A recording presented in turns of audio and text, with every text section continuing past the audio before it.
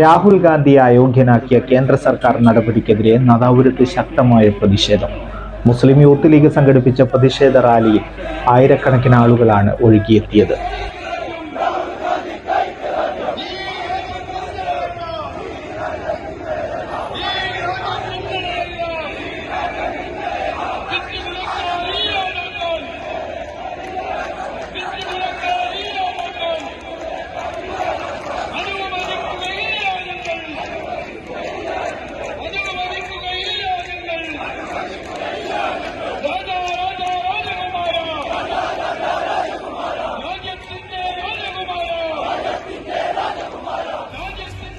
ശബ്ദിക്കുന്നവരെ നിശബ്ദരാക്കുന്ന ഭരണകൂട ഭീകരതയ്ക്കെതിരെ നാദാപുരം നിയോജകമണ്ഡലം മുസ്ലിം youth league കമ്മിറ്റിയാണ് പ്രതിഷേധ ജ്വാല തീർത്തത്. സമയം രാത്രി 10 മണിക്കാണ് കല്ലാച്ചിയിൽ നിന്നും മാർച്ച് നാദാപുരത്തേക്ക് നീങ്ങിയത്.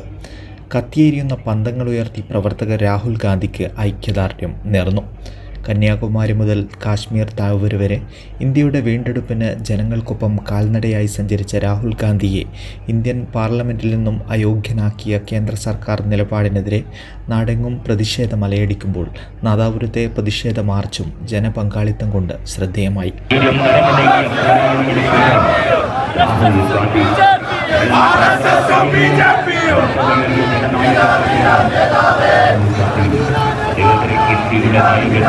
ഐക്യദാർഢ്യം പ്രഖ്യാപിക്കുകയാണ്.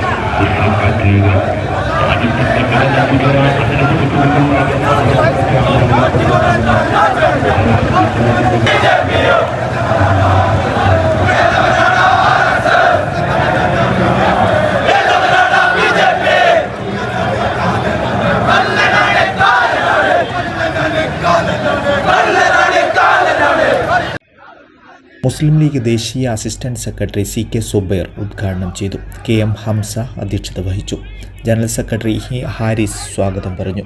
ജില്ലാ UDF കൺവീനർ അഹമ്മദ് പുന്നക്കൽ, ജില്ലാ Muslim League treasurer Sooppy Narikkatteri, NK Moosa master, Banglath Muhammad, TK Khalid, Haris Kothikkudi, V Abdul Jaleel, MF Riyas തുടങ്ങിയവർ പ്രസംഗിച്ചു.